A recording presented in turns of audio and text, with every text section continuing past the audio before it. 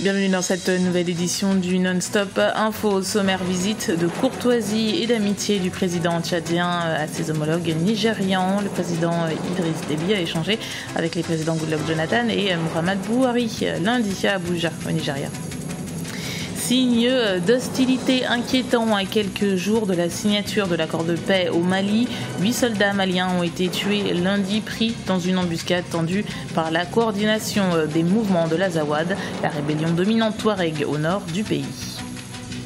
La Côte d'Ivoire et le Ghana ne parviennent toujours pas à trouver un accord sur le litige maritime qui les oppose depuis plusieurs mois.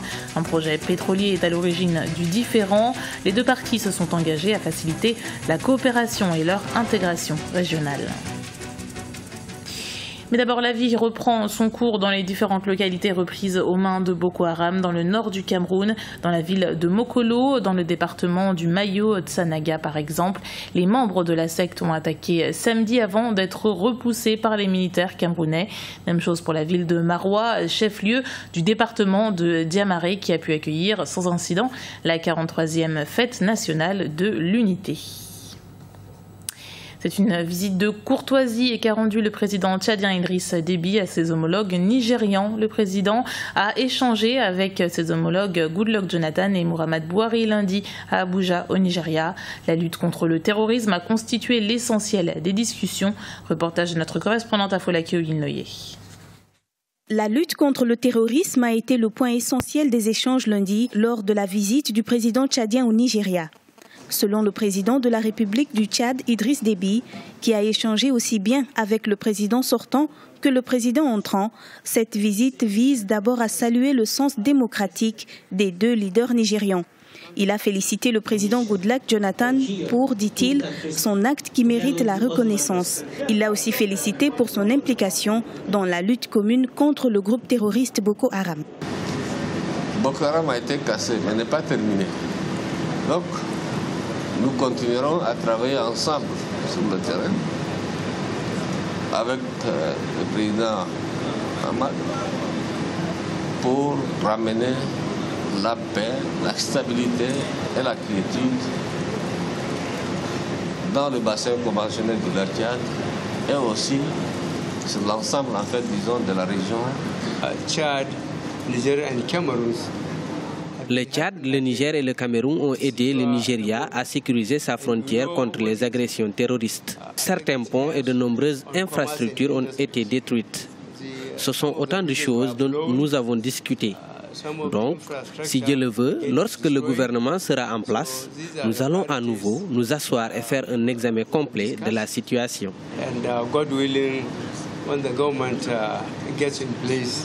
Les 4 pays du bassin du lac Tchad qui assurent actuellement la sécurisation de la zone ont formé une force mixte multinationale. Cette force, à en croire le président tchadien, va se métamorphoser en une force de réaction rapide sur le continent africain.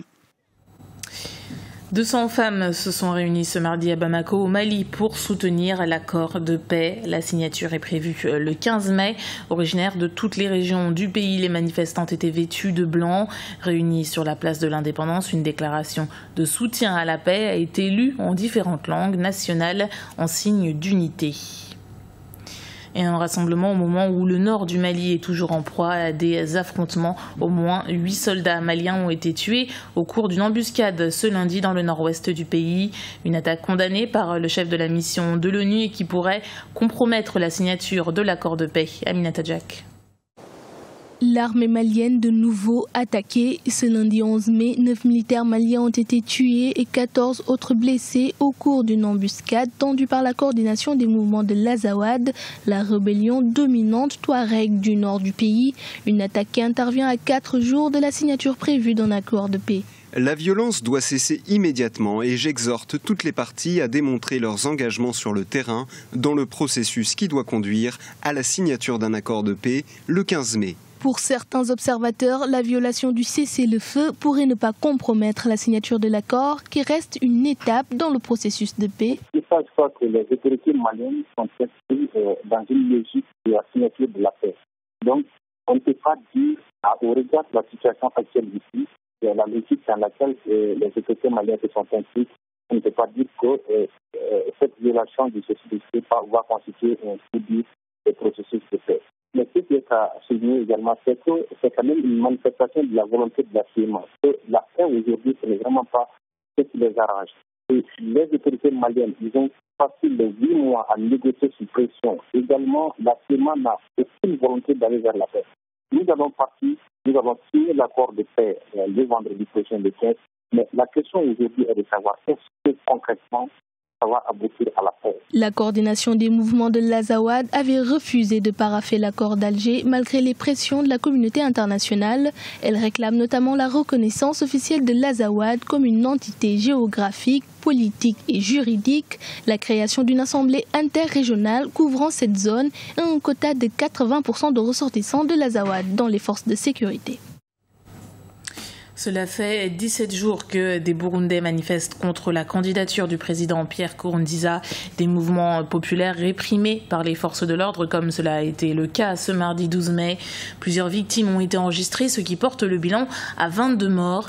Pour rappel, les manifestants reprochent au président sortant de briguer un 3e mandat, contrairement à ce que prévoient les accords d'Arusha.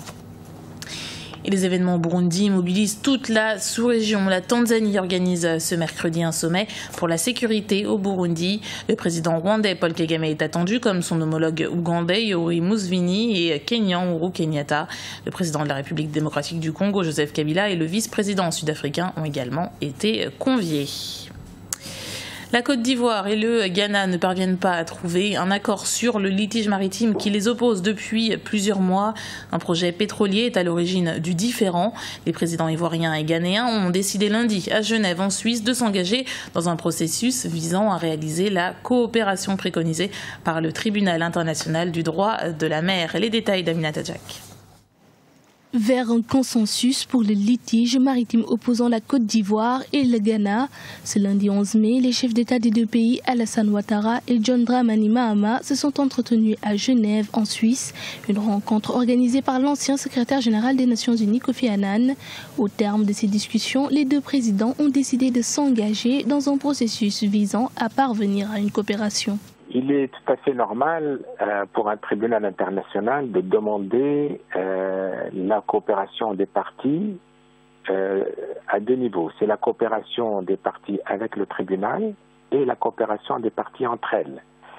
C'est une obligation internationale procédurale, c'est-à-dire qu'il y a le principe de bonne foi et chaque partie au litige doit se comporter de bonne foi et de façon loyale et donc de coopérer au règlement du litige, à savoir, elle doit coopérer à l'administration de la preuve, elle doit coopérer à avoir une position honnête, correcte et de bonne foi.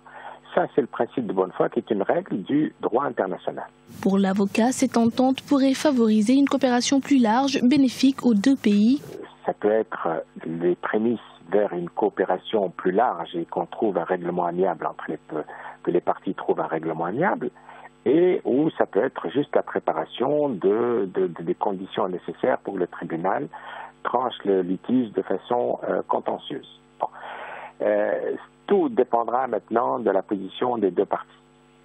Il est évident que la partie qui agit de bonne foi, qui coopère,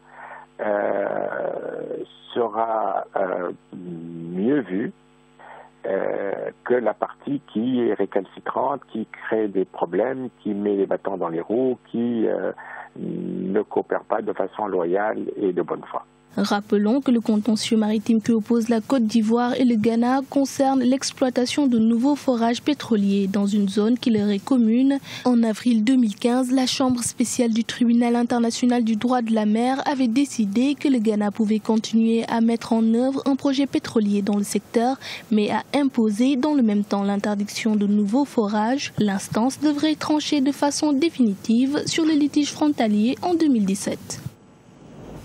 C'était le journal de la rédaction. Merci de l'avoir suivi. Retrouvez dans un instant une nouvelle édition du Non-Stop Info sur Africa 24.